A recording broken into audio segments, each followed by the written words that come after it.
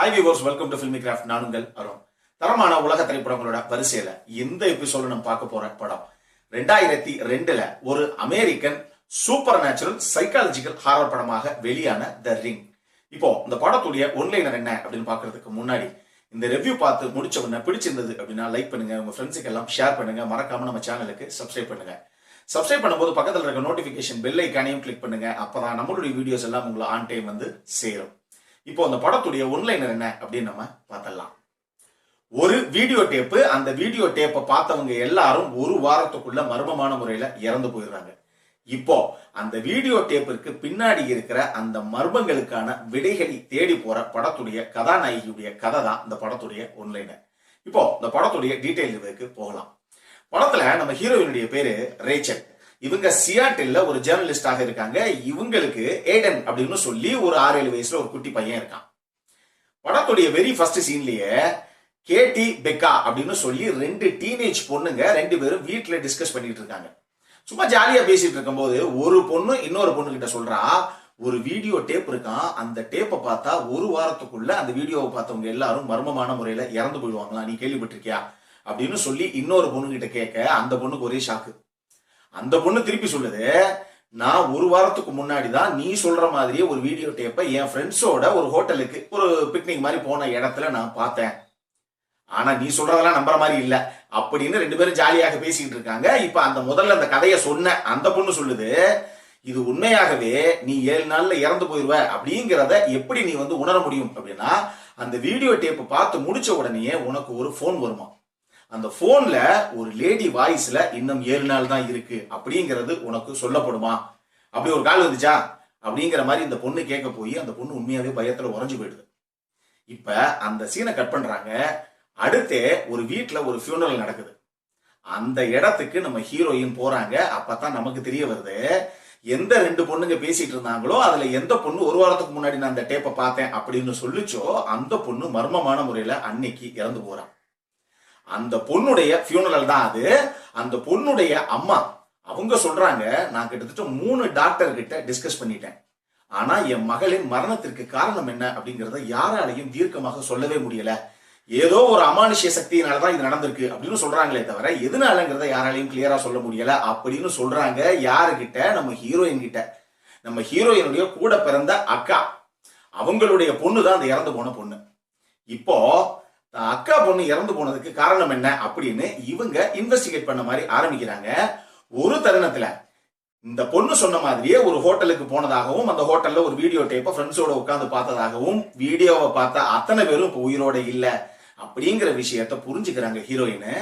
இதுக்கப்புறம் அதே ஹோட்டலுக்கு தானும் போய் ஒரு டேப்பை பார்த்தா உடனே ஒரு மனுஷன் இறந்து போயிருவானா, என்னங்க புது கதையா இருக்கு அப்படிங்கிறதுக்காக அந்த வீடியோ டேப் என்ன, அந்த டேப்புக்குள்ள என்னதான் இருக்கு, எதற்காக அந்த வீடியோ டேப்பை பார்த்தா 7 நாளைக்குள்ள எல்லாரும் இறந்து போறாங்க, இதெல்லாம் உண்மைதானா அப்படிங்கிற அந்த மர்மத்திற்கான விடைகளை தேடி போற கதாநாயகி இறுதியாக என்னென்ன விஷயங்கள் எல்லாம் கண்டுபிடிச்சாங்க அப்படிங்கறதான் படத்துடைய மொத்த கதையே. இந்த படத்துல எனக்கு ரொம்ப பிடிச்ச விஷயங்கள் என்ன அப்படின்னா, முதல்ல இந்த படத்துடைய சினிமோட்டோகிராஃபி அற்புதமாக இருக்கும். படம் ஃபுல்லாவே கம்ப்ளீட்டாக நைட் சீக்வன்ஸே அதிகமாக ஹேண்டில் பண்ணாம எல்லாமே ஒரு டார்க் டோன்ல பகல்லையே எடுக்கப்பட்ட படமாகத்தான் இருக்கும். ஆனா பாத்தீங்கன்னா ஏதோ ஒரு மிஸ்ட்ரி த்ரில்லர், ஒரு மர்மங்கள் அடங்கிய ஒரு படம் தான் இது கண்டிப்பாக அப்படின்னு படம் பார்க்கிற ஒரு ஃப்ரேம்லயும் மைண்ட்ல ஓடிக்கிட்டே இருக்கும். அந்த மாதிரி இருக்கும் படத்துடைய சினிமோட்டோகிராஃபி. பயங்கர டல் டோன்ல ஒரு டார்க் டோன்ல எடுக்கப்பட்டிருக்கும் கம்ப்ளீட் ஷாட்ஸ் எல்லாமே. 2வது விஷயம், இந்த மாதிரி எடுத்த ஒரு சினிமோட்டோகிராஃபினாலதான் இந்த படம் வெறும் ஒரு ஹாரர் படம் அப்படின்னு மட்டும் சொல்லாம ஒரு சஸ்பென்ஸ் த்ரில்லரோ ஒரு மிஸ்ட்ரி த்ரில்லர் படங்களோ, ஒரு நல்ல கதைக்களம் கொண்ட ஒரு சஸ்பென்ஸ் மிஸ்ட்ரி த்ரில்லர் படங்கள் எப்படி இருக்குமோ அந்த மாதிரி படங்களை விரும்பி பார்க்கிற நபர்கள் கூட இந்த படத்தை நீங்க பார்க்கலாம். ஒரு ஹாரர் படம் அப்படின்னு சொல்லி நீங்க தவிர்க்கணும்னு அவசியம் கிடையாது. ஒரு மிஸ்ட்ரி படம் எந்த அளவுக்கு சூப்பராக இருக்குமோ அதுல இருக்க அந்த கிரிப்பிங் இந்த படத்திலையும் இருக்கும். ஒரு அற்புதமான கதைக்களத்தை கொண்ட ஒரு படம் இது.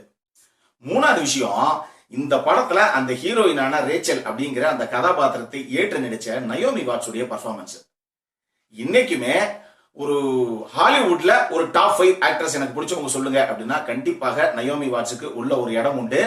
கிங்காங் படத்துல அந்த கிங்காங் அவங்க மேல காதல் வயப்பட்டுச்சோ இல்லையோ, எனக்கு ரொம்ப ரொம்ப பிடிச்சு போச்சு அந்த படம் பார்த்ததுல இருந்தே அவங்கள. இந்த படத்துல அப்படி ஒரு அற்புதமான ஒரு பர்ஃபார்மன்ஸ். காரணம் என்னன்னா, இவங்க தன்னுடைய அக்கா பொண்ணுக்கு ஏதோ நடந்து போச்சு அப்படிங்கிற விஷயத்தை அதை இன்வெஸ்டிகேட் பண்றதுக்காக உள்ள இறங்கி இவங்களுடைய லைஃப்லயே பர்சனலாக சில லாசஸ் எல்லாம் அவங்க சந்திப்பாங்க.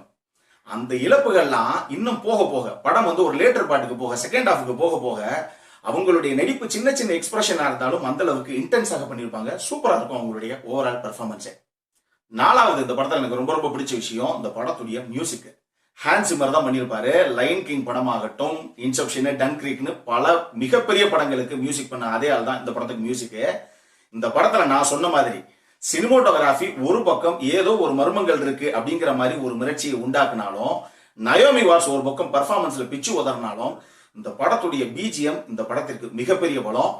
இந்த ஹாரர் எலமெண்ட்ஸ் ஒர்க் அவுட் ஆகிற விஷயங்கள்லாம் அங்கங்க அவ்வளவு சூப்பராக பண்ணியிருப்பாங்க. குறிப்பாக இந்த படத்தை கம்ப்ளீட்டா அவுட் அண்ட் அவுட் இது ஒரு ஹாரர் படம் தாங்க. நீங்க படம் பாத்தீங்கன்னா ஸ்டார்டிங்ல இருந்து எண்டிங் வரைக்கும் மிரண்டு போயிடுவீங்க அப்படின்னு நான் சொல்ல மாட்டேன். நான் சொன்ன மாதிரி ஒரு நல்ல கதைக்களத்தோட சேர்ந்த ஒரு ஹாரர் எலமெண்ட் உள்ள இருக்கிற ஒரு படமாகத்தான் இதை நான் பாக்குறேன். அதனால கதை ஒரு பக்கம் சூப்பராக போனாலும் டக்கு டக்குன்னு அங்கங்க ஒரு ஜம்ப் ஸ்கேர்ஸ் கொடுத்து இல்ல நம்ம ஒரு ஹாரர் படம் தான் பாத்துக்கிட்டு இருக்கோம் அப்படிங்கிற விஷயத்தையும் நம்ம மைண்ட்ல கரெக்டாக செட் பண்ணுவாங்க அவங்க. அடல்ட் கண்டென்ட் பொறுத்த அளவுக்கு இந்த படத்துல எந்த விதமான அடல்ட் கண்டென்ட்டும் கிடையாது. தாராளமாக நீங்க ஃபேமிலியோட ஸ்டார்டிங்ல இருந்து எண்டிங் வரைக்கும் என்ஜாய் பண்ணலாம். இந்த படம் அமேசான் பிரைம்லயே உங்களுக்கு சப்டைட்டிலோட அவைலபிளாக இருக்கு. பார்த்து ரசியுங்கள். இந்த படத்துக்கு ஃபில்மி கிராஃப்ட் கொடுக்கக்கூடிய ரேட்டிங் 7.5 அவுட் ஆஃப் 10. இப்போ நம்மளுடைய அடுத்த செக்மெண்டான இன்ட்ரெஸ்டிங் ஃபேக்ட்ஸ் போல் தி மூவிக்கு போகலாம்.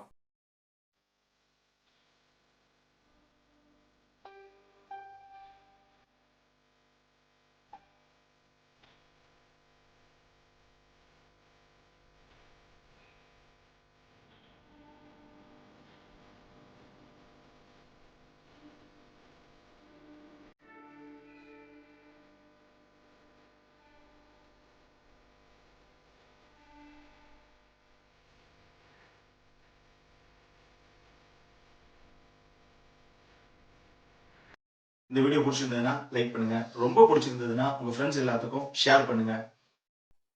உங்களுடைய கருத்துக்கள் ஏதாவது இருந்தது அப்படின்னா கீழே இருக்க கமெண்ட் செக்ஷன்ல எங்களுக்கு தெரிவிங்க. வீடியோவை க்ளோஸ் பண்றதுக்கு முன்னாடி சப்ஸ்கிரைப் பண்ணுங்க. சப்ஸ்கிரைப் பண்ணும்போது பக்கத்தில் இருக்க நோட்டிபிகேஷன் பெல் ஐக்கானையும் கிளிக் பண்ணுங்க.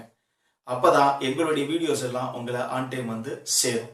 இதே மாதிரி இன்னொரு உலகத்தரமான படத்தோட அடுத்த முறை உங்களை சந்திக்கிற வரைக்கும் it is Arun signing off. By.